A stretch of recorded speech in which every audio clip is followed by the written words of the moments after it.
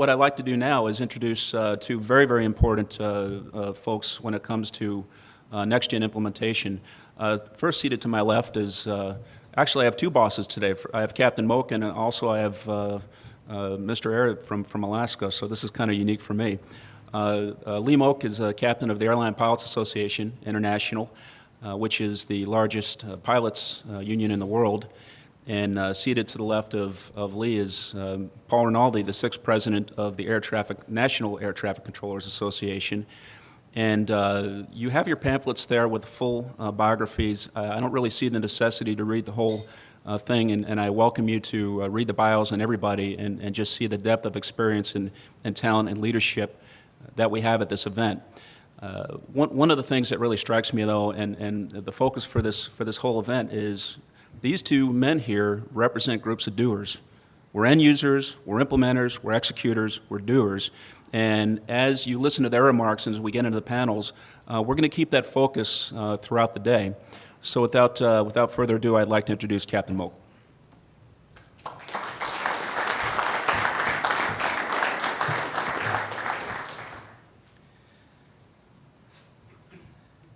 Well, welcome, good morning. I'd like to again welcome you to this NextGEN Symposium that's co-sponsored both by ALPA and NATCA. No one understands more than the individuals gathered in this room right now how vital NextGEN is to the future of the U.S. airline industry, and realize its potential to enhance air transportation in our country. We're all familiar with the benefits through NextGEN: improved safety, greater system capacity, and more efficient operations. Now, while these benefits are worthwhile on their own merits, equally important is that our success or failure in moving our airline industry forward will also make the difference for U.S. airlines as they compete against foreign airlines in the global marketplace. The emerging technologies and innovative procedures that make up NextGEN hold great promise for building a stronger business environment for our airlines and a more stable U.S. airline industry for our employees. If the United States is to maintain its leadership position in aviation and its ability to compete and prevail in the international marketplace, our nation must move swiftly and decisively to modernize our national airspace system. So let me be clear. Foreign governments are keenly aware of the value that air transportation provides to their economies and of the vital role of state-of-the-art infrastructure. Many foreign governments have already invested billions in cutting-edge air traffic control, communications, navigation, airports, and aircraft. And these countries are investing more each and every day. In the United States, we've been planning about NextGEN, planning for NextGEN, and developing strategy regarding NextGEN for many, many years. Given the global context of powerful foreign competition that I just mentioned, I'm here to tell you that the time to act decisively to move NextGEN forward is now, right now. This symposium is focused on the line pilots and the controllers who are the true practitioners of NextGEN. And as the professionals who will ultimately make NextGEN work, few know better than those in this room how to make NextGEN a reality, both in the air and on the ground. The great news is that we've started to see places where the planning is paying off through practical solutions that reflect the power of modernization. These NextGEN products have generated significant results and give us just a sampling of NextGEN's potential. But we need more. We need more NextGEN products, more practical solutions that create tangible results for pilots, controllers, as well as for airlines and regulators. This will require a paradigm shift for pilots, controllers, companies, and the government. An example is we need to have continuing discussions about a shift from first come, first served to best equipped, best served as an approach. Now, we know that that's not a new concept. It was used during Precision Runway Monitor Operations, or PRM, up in Minneapolis. And it was used earlier this year when bad weather forced a ground stop at DCA, except for RMP-equipped aircraft and the pilots that fly them and the controllers that were trained to execute on that. Another part of this, the discussion has to be finding ways to provide an incentive or a benefit to those airlines that equip their aircraft for NextGen and put their weight behind the push for modernization. This change may be seen by some as a penalty for non-equipped aircraft, and we'll need to make sure that we're smart in how we address that issue. But progress will be a long time coming if we continue to base everything on the least capable fleets. In addition, those of us on the front lines of modernization, pilots, controllers, we need to partner with our airlines and the rest of the industry to identify more ways to move forward now, right now. Then we need to get together again to see how we're doing, to plan, to execute, to adjust, to adapt, and then to start again. On a broader level, the scope and scale of NextGen modernization requires strong government leadership and consistent long-term funding focused on the safety of the traveling and shipping public. The contribution that air transportation makes to the U.S. economy and an assurance that the United States can remain competitive in the world marketplace. This symposium is the first of what I hope will be a regular event where pilots and controllers can point to current progress and future opportunity to create practical modernization tools. These tools are examples of the real action needed to achieve NextGen's full potential to advance aviation safety and, more importantly, or as importantly, drive our nation's economic engine. Now, I don't know if you realize, but every day in the national airspace system, pilots and controllers ensure that more than 34,000 flights are conducted successfully. And so let me drill down on these numbers a little more. That's 730 million passengers every year. That's more than 110 million ton miles of cargo traveling hundreds and hundreds of millions of miles, flown by professional airline pilots and skillfully coordinated by professional air traffic controllers. In Atlanta, the world's busiest airport, more than 100 takeoff and landings are performed every hour around the clock, kept safe and efficient by the teamwork of pilots and controllers. And what a great partnership we have, and I'm proud to be co-sponsoring this event with the National Air Traffic Controllers Association. Now, speaking of that, Paul Rinaldi has been the president of NACA since October 2009 and is an active and engaged member of the aviation community. In addition to his presidential responsibilities, he serves on the FAA's Management Advisory Council, which evaluates national airspace system issues. Paul is a member, and I serve with him proudly, of the NextGen Advisory Committee and the AFL-CIO's Working America Executive Committee. He's also a union representative on the FAA National Labor Management Forum, created to improve labor relations with the federal government. And before serving as president, Paul was a NACA executive vice president and worked for 16 years as an air traffic controller at Washington Dulles Tower, where he interacted with our members and served as a local vice president and facility representative. During his tenure, Paul has worked diligently to build a positive, constructive relationship between NACA and the FAA and is a valued ALPA ally.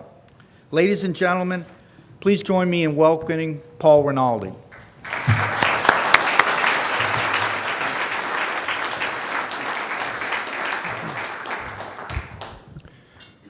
Thank Thank you, Captain Moak, for that great introduction. You know, it's been a while where NACA and ALPA have been talking. We have a great relationship. We've never had a better, more cohesive relationship on so many important issues. And it's been a while that we were actually talking about doing something together. And I was on the assumption we were going to do like a softball game or a baseball game. But then given the condition of Captain Moak, obviously NextGEN Symposium seems to be the best thing for us to do. I don't think he wants to get physical with our young controllers anymore. But all kidding aside, when you thank you, ALPA, for actually bringing up the idea of actually having a symposium, because it just, you know, you just think for a second, go, wow, why have they not done that before? The controllers and the pilots actually discussing what they need in the operation to make it the safest, most efficient operation in the world. And we run the safest, most efficient airspace in the world currently, most complex, most operations. And we're at the safest time in aviation history in this country. So maybe people outside and in Congress and that are doing the funding battles are saying, well, what do we need to change anything? Why should we even touch anything? Because you know, everything's great, everything's moving wonderful. And you really have to just look back and say, well, are they correct? Is everything wonderful?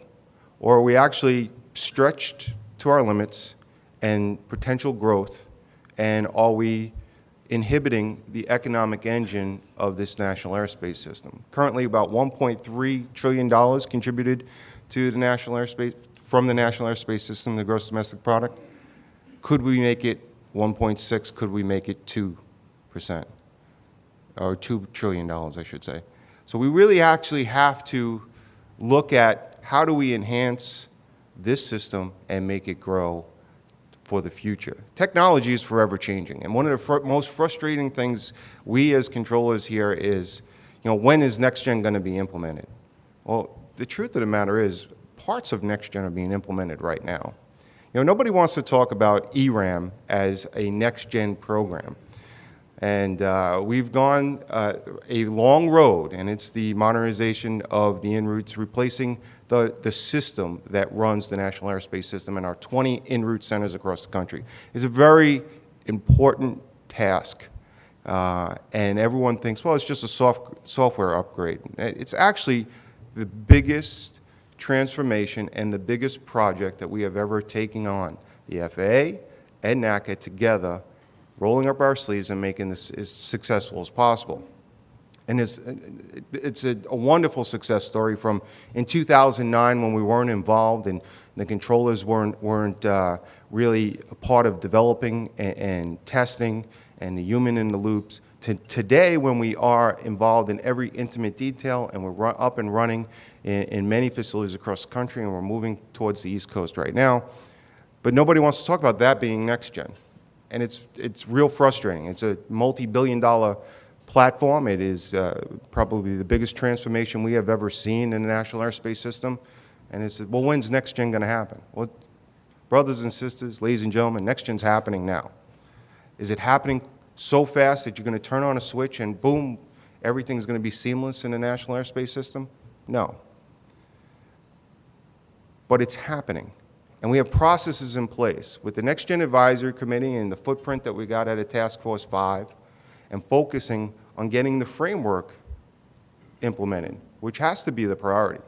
Because you can develop, you know, Datacom and SWIM and all these great systems that cover under this umbrella of NextGEN. But if you don't have the framework implemented of ERAM and TAMR together that you can attach these programs to, you just have a very shiny new object that doesn't really work. So it's important when we focus through this symposium on exactly what is NextGEN. Because a lot of controls and a lot of our specialists that are spending hours away from their family, days away from their family, and you know, sleepless nights working on, you know, the platform systems of TAMR and ERAM, and nobody wants to put the badge of NextGEN on that, which I'm here to tell you, it is NextGEN. Because without that, you don't have anything else that we can move forward on. You know, NextGen has been often proclaimed and never really explained, right? So we have a panel today to talk about what NextGen is, which I think is very important in this symposium. But I think we shouldn't diminish the fact of this little thing called sequester. Because I'll just give you a little, so I built the why ERAM is so important. And we were cruising, and for lack of a better analogy, I'm going to use the other mode of transportation of the train. We had this freight train moving on a track and moving very fast to work on all the implementations of NextGen and get it deployed across the country by the end of 2014. And that would be the platform in which we can then build the next generation of the air traffic control system. And this little thing called sequestration started slowing down that freight train. And somewhere around March 1st, it stopped the freight train. And although the controllers have only experienced 5 days of furloughs, we actually went through an exercise which was about 6 months, and we're actually still in the process of gearing up to get NextGen back on track. So the analogy of having a freight train moving down that track at 60 miles an hour, slowing it down for 3 months, coming to a stop, and now we're in the process of moving it forward, and it's forever, just slowly moving those wheels. Sequestration is going to have a giant impact on modernizing the national airspace system. I call it the kryptonite of NextGen. Because if we don't figure out a proper way to fund this system, when we don't figure out a proper way to get out of sequestration and to actually allocate to projects that are important, such as NextGen and SWIM and Datacom, and put the resources there, we could have all the symposiums in the world. And we could talk about all the issues in the world and why we can't compete on a national or on a world basis on modernization. But we really have to focus on where the inhibitors are in success. Because we have a lot of processes in place. Like I said, we have the controls and the pilots never had a better relationship, working hand in hand to develop procedures. We have NextGen Advisory Committee that oversees NextGen and wants to put technology in place, such as greener skies that we're doing in Seattle. Even though we're hitting a little bumps, we're working through the hard times. Nothing's perfect. And then we're going to have a very stable approach there in Seattle, and we're going to move forward on that. And there's a lot of success stories like greener skies throughout the country. New departure procedures off Atlanta that allows us to depart 8 to 10 more airplanes an hour in Atlanta. These are all bits and pieces of NextGen. So if you leave the symposium with one thing, and I hope the next panel really does define it, NextGen's happening now. And NextGen is not something that's going to be 2020, 2025. NextGen is happening now. And it's very important to stay focused on what we're doing now and not stay wide, but stay focused and stay deep to make sure that the platforms get implemented first before we try to create equipment that's not going to attach to the current platforms. That's very important. I look forward to my funding panel that's going to be after lunch.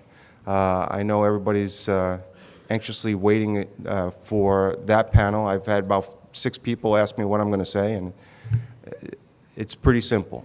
We have to find a proper way to fund the national airspace system.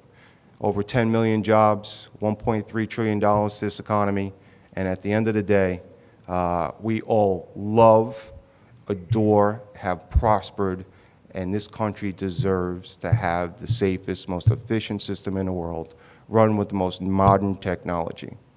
Captain Moak was 100% correct.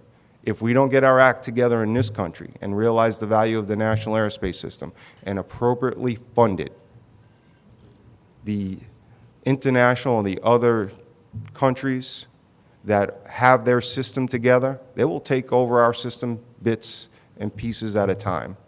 And we have seen it in the airline world when they're starting to compete.